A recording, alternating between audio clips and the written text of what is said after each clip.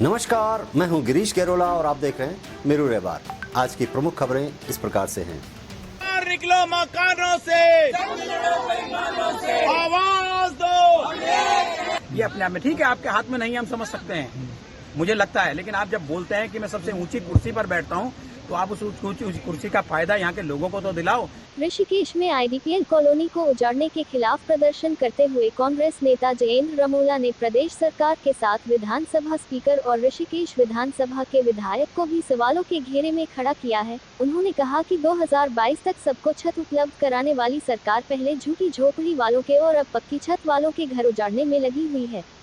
रमोला ने तंज कसते हुए कहा कि विगत 15 सालों से सत्ता की कुर्सी से चिपके हुए नेता खुद को प्रदेश के सर्वोच्च कुर्सी पर बैठने का दावा करते नहीं थकते हैं, और वहीं उनकी विधानसभा में लोग अपने घरों को उजाड़ने के खिलाफ प्रदर्शन करते हैं तो एक बार भी उनकी सुध लेने तक नहीं आते।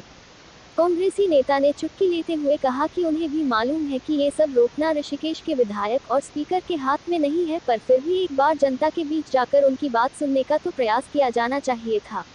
आईडीपीएल के पीड़ित परिवारों के साथ कांग्रेसी नेता जयेंद्र रमोला काले कपड़े और काली पट्टी के साथ विरोध कर रहे लोगों के साथ शामिल हुए।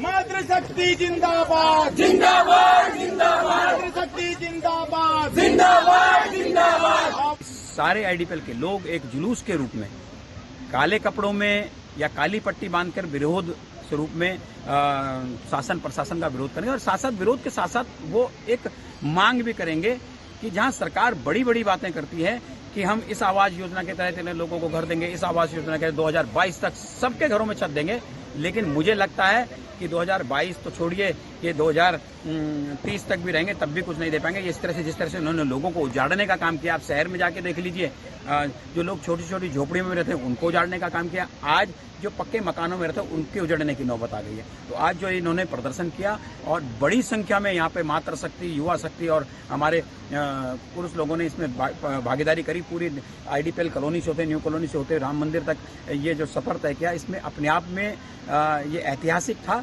और ये आंदोलन की धरती रही है। और मातृशक्ति ने उस तमाम लड़ाइयों के साथ इस आंदोलन के साथ इस उत्तराखंड को लिया है, लेकिन उनको कभी नहीं सोचा था, उन्होंने कभी नहीं सोचा था कि इस उत्तराखंड को लेने के बाद अपने घरों की छत के लिए भी उन्हें आंदोलन करना पड़ेगा। ये बड़ी शर्म की बात है। 15-15 सालों से यहाँ पर जनप्रतिनिधि बैठे हैं, लेकिन वो एक दिन भी इनसे बात करने नहीं आए। ये अपने आप में ठीक है, आपके हाथ में नहीं हम समझ सकते हैं, मुझे लगता है, लेकिन आप जब बोलते हैं कि मैं सबसे ऊंची कुर्सी पर बैठता हूँ, तो आप उस ऊंची कुर्सी का फायदा यहाँ के लोगों को तो दिलाओ, जिन लोगों ने आपने पूरे बम्पर वोटों से आपको चुनाव जिताने का काम किया।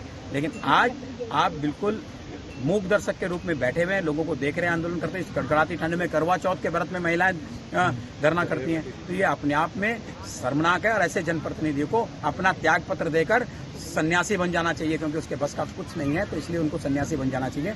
निकलो मकानों से, आवाज दो। ये अपने आप में ठीक है, आपके हाथ में नहीं हम समझ सकते हैं, मुझे लगता है, लेकिन आप जब बोलते हैं कि मैं सबसे ऊंची कुर्सी पर बैठता हूँ, तो आप उस ऊंची कुर्सी का फायदा यहाँ के लोगों को तो दिलाओ। ऋषिकेश।